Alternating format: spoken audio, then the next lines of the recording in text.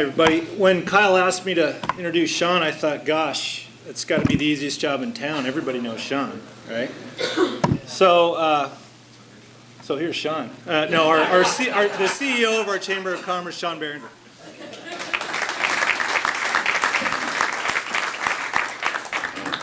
Rob asked me for a bio. I was trying to find one. I didn't bring one. I'll start packing one with me just in case. So thank you for having me today. I'm Shawnn Barigar. I'm the president and CEO of the Twin Falls Area Chamber of Commerce. Been there about 9.5 years.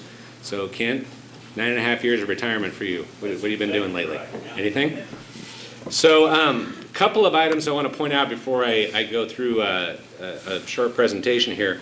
So I used to be a member of the Blue Lakes Rotary Club, and truthfully I really miss the camaraderie and the service that we did in Rotary, and unfortunately my schedule just didn't work out for that. But one of the reasons that I joined that club was because they don't sing. And that might be something that you all want to consider.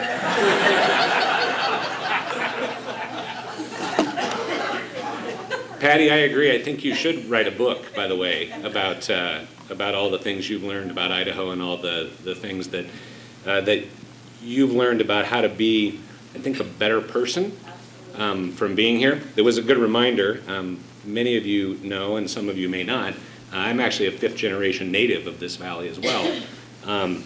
And so even though I get accused often of being from someplace else, occasionally the Bay Area, because of my crazy ideas that I bring here, I do value the heritage that I have here as well, and I think you did a really good job of reminding us about this great state in which we live, or that we live in, as someone from here would say, ending with that preposition.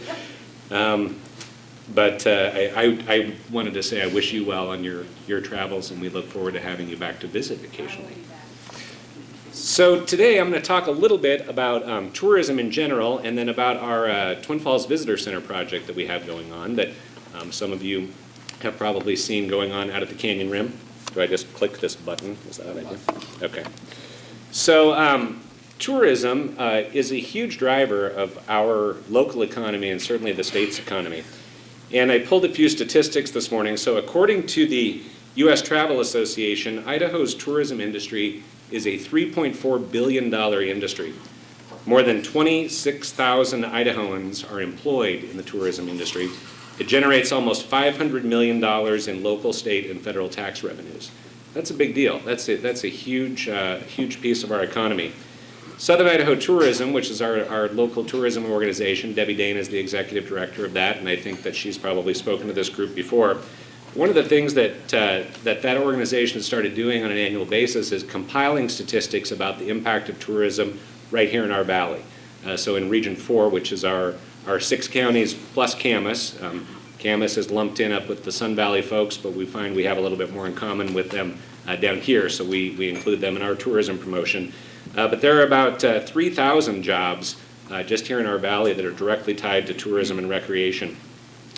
Hotel occupancy for fiscal year 2013 in our region generated $34 million, almost $35 million.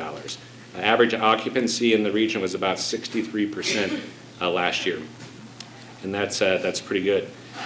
Probably one of the most exciting things that we have around here are the outdoor recreation opportunities. And if you look around our valley, we have a higher number of state parks and national park properties in our region than any other region in the state.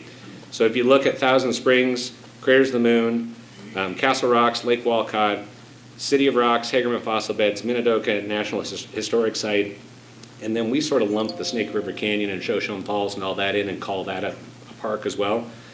We have well over 650,000 visitors, 650,000 visitors to those sites on an annual basis.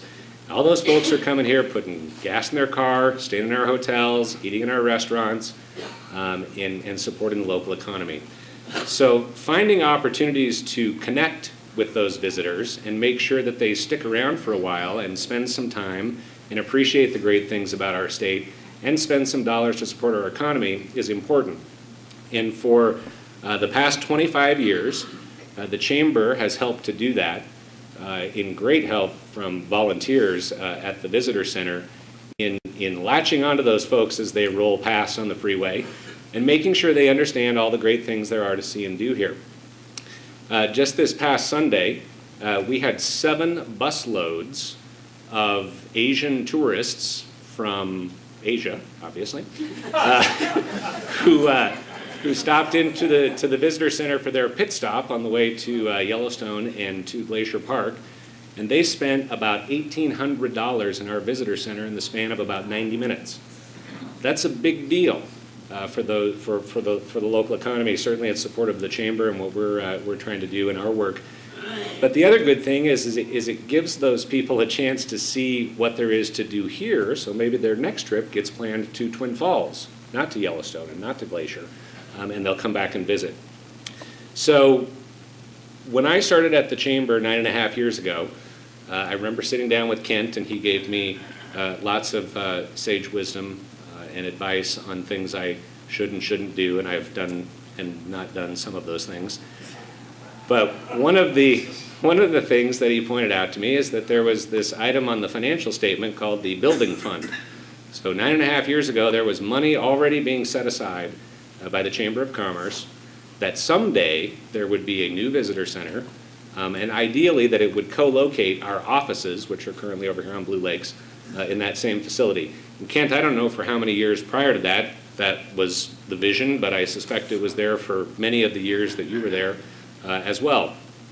In really defining how it is we could better serve the visitors' needs in providing them information and inspiration to spend some more time around here. So this last fall, the Chamber Board at our board retreat, we looked at the current financial situation of the Chamber. We had some conversations with a donor who was willing to help us underwrite a significant portion of a new project. And the board made a decision to move forward with breaking ground on a new facility that's currently under construction out at the canyon rim. So this is an artist rendering of the building. And the glassy side of it is the gift shop and interpretive center, and I'll show you a few more pictures of that in a second. And then the back side of that, which is on the west side of the building, will house not only our chamber offices, but also Southern Idaho Tourism. Debbie is currently tucked away literally in a closet over at CSI. And while that is very generous and supportive of CSI to give her that space, she has absolutely zero interaction with visitors, and her organization is practically invisible, even though they do a ton of work in our region. So Debbie will be moving in with us and giving that connection to visitors. This is just another angle of it. You see a stagecoach inside there. The Marty Bowers Trust has donated that I.B. Perrine stagecoach to the chamber to house there and have on display. It will be part of this interpretive center, so pardon my chicken scratch notes on here. We've still been doing some tweaks to the designs. But you see down there at the bottom where it says vestibule glass prints, so that's basically the east side of the building. You walk in, the retail space will be off to the left there. It'll include information racks like we have our information now, place for people to sit down, take a load off, work with our volunteers on understanding how it is they get to places they need to be. There'll be an information desk and sort of the retail component right there in the center of the building, which is on the way to the bathrooms, by the way, so we'll intercept them because that's typically what folks are heading in there to take care of first. And then off to the right, you'll see kind of the interpretive center space, and I'll show you a few examples of what we're looking at doing. So if you look down here on the bottom left, these are arched panels. This is actually from Zion's Park. But the National Park Service has been very generous in contributing a person to help us do this design who does this for a living for the National Park Service. So these are these arched panels that sort of hang off the wall and will include various information about the area. We'll be focusing a lot on recreation because that is one of the top reasons that folks come to the Magic Valley to visit. And this is just a sample of what those might look like. This is a rendering of what to kind of give you that idea. So the stagecoach will be over on display near the windows where folks can see it. It'll be treated with ultraviolet shielding so that it doesn't deteriorate that. The center section there is actually some panels that talk about the national park properties. So we have Hagerman Fossil Beds, the Minidoka Memorial Site, Craters of the Moon, and City of Rocks.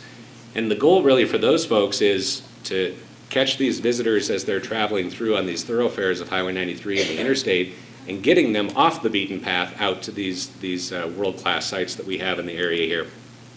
So again, these are just kind of some examples of how that'll fit in the building. You can see on the way those are attached to the wall, we've actually pulled in kind of the design of the Prime Bridge. This sits a smidge closer to the canyon rim than the original building did. And so you get a really nice view of the bridge, and we thought pulling that Corten steel and design in would be great. Along the north side of the building, which overlooks the canyon, we have these wayside rail-mounted displays that are planned that really talk about the canyon, the river, the Bonneville flood, hydroelectric generation, the recreation that we have there, really that working river that we have. And the goal of the Interpretive Center, as I said earlier, is sort of to inform and inspire people. We don't need to tell the entire story of everything there is to see and do in the entire valley, because then nobody has any reason to go do it. So we're really just trying to give that snippet of information so that folks get excited about spending some more time here. You'll see a lot of windows in this facility as well, and one of the design elements we've worked with the National Park Service on are actually these vinyl, printed vinyl things that go in the window. They're super inexpensive to produce, and they're very easy to take in and out. So for example, suppose we wanted to give some interpretation about the original Prime Bridge, or the original bridge across the canyon. So we can actually print a picture of that in perspective and stick it on the window and tell somebody where to stand. And you could actually see that bridge superimposed on the live view outside.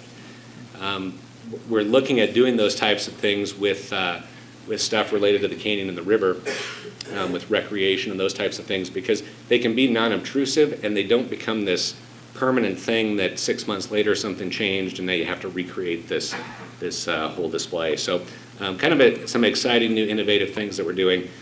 This is the office side of the building. We'll have a conference room on the back end there that overlooks the canyon. First Federal has actually been very generous in their contribution to our capital campaign, so that will be the First Federal conference room out at the visitor center. And this is sort of a general overview of the site. So again, if you've been out there, you see that the foundation is done. The brick wall that runs up the center of the building actually started going up on Monday. It was about 4 feet high yesterday when I was out there. Should be up by the end of next week. And then you'll start to see the steel going in, the office side being built, finished out first, and then the visitor center side. The Centennial Plaza area that was done as part of the Twin Falls Centennial, where the Perrine statue and all of that is, that will all remain. Those elements will remain. We may move them around a little bit, and we're actually going to get rid of some of the berming out there because the base jumpers need a little bit more space to roll their chutes. But that will all be incorporated in as part of the landscaping design out there. This is a giant model that's actually sitting on the table in my office, but you see these flagpoles and the statue down there at the canyon rim tying into the overlook that's down there. So again, this is the Chambers facility. We're building it, but we'll be in a bit of a partnership with Southern Idaho Tourism for a couple of reasons. One, tourism is really their job. That's their primary mission. And while the Chamber certainly serves that function and we get a lot of inquiries from people, Southern Idaho Tourism really is kind of the expert in that. And so that partnership is going to be great to help them out in being more visible and really helping our visitors. And then the second piece, and you all have handouts on your table there, on the back of that, it lists some of the sponsorship opportunities as part of the capital campaign, the fundraising that we're doing for this project. Southern Idaho Tourism is actually a 501c3 charitable organization, and so if that is beneficial to you as you're considering a contribution, your contribution can be made through that organization for tax purposes. With that, I'd be happy to answer any questions about the facility. So construction's underway. Our goal is to be up and running and open with everything completed by the end of the year. The building itself is going to be done sooner than that, but we want to make sure that we have the interpretive elements all done inside and really be geared up to kick off for next tourism season. In the interim, we are operating out there still in a temporary construction trailer that's in the parking lot. We still have our volunteers that are great with that, and Judy Haar does an outstanding job of managing that for us. So that will continue through the summer and into the fall, and then we'll make that transition into the new facility by the end of the year. So with that, I'd be happy to answer some questions. Yes? So the new center then will be open year-round? The new center will be open year-round, yes. So that's another advantage of the new facility. Currently, we're open mid-March to mid-October, and this will be open year-round. Again, we'll be utilizing volunteers to assist with the staffing, but we'll likely have to look at expanding into some paid positions that help with that. The National Park Service, by the way, also, in addition to the help they're doing with the interpretive design and implementation of that, they're actually going to be able to offer us staffing through the summer months, so they'll be able to have their park rangers actually come in and work some shifts in the visitor center, which will be great to have their expertise there. Well, if there are no other questions, I would just say, Shawnn, yes, Kent. listen, I always like to tell people how important those tourism dollars are to the valley, and I always remember Bill Schaefer. I remember Burley Bill Schaefer that ran the chamber of the 90s over in Burley, and when he was asked, how important is the City of Rocks to Burley? He said, you know what? It's damned important. The people that come there bring a clean shirt and a $20 bill, and they never change either one of them. So that's what those dollars mean to you. I often joke, so I don't know if any of you have been to the little general store that's out in Elmo. Yeah. So, honest to God, I think that is probably the best beer selection of any place in the Magic Valley, because the visitors they get out there are all these international rock climbers who expect a really good selection of beers. You can get a really good selection of beers out there. No offense to any of our local retailers. So, yeah, Vince. Shawnn, what's the price tag? Pardon? What's the price tag? So it's about a $1.4 million project. That includes a significant amount of landscape work, which is fairly spendy. The building itself is around $850,000. So on that note, I would encourage you to take a look at the various sponsorship opportunities that you might consider for you or your company. Many of you in the room have already stepped up to parts of that, and we appreciate that. And you'll be hearing more about the ongoing project throughout the summer, and we'll look forward to having a nice big party out there probably next spring when the weather's nice. So thanks again for having me today. Shawnn? Thank you.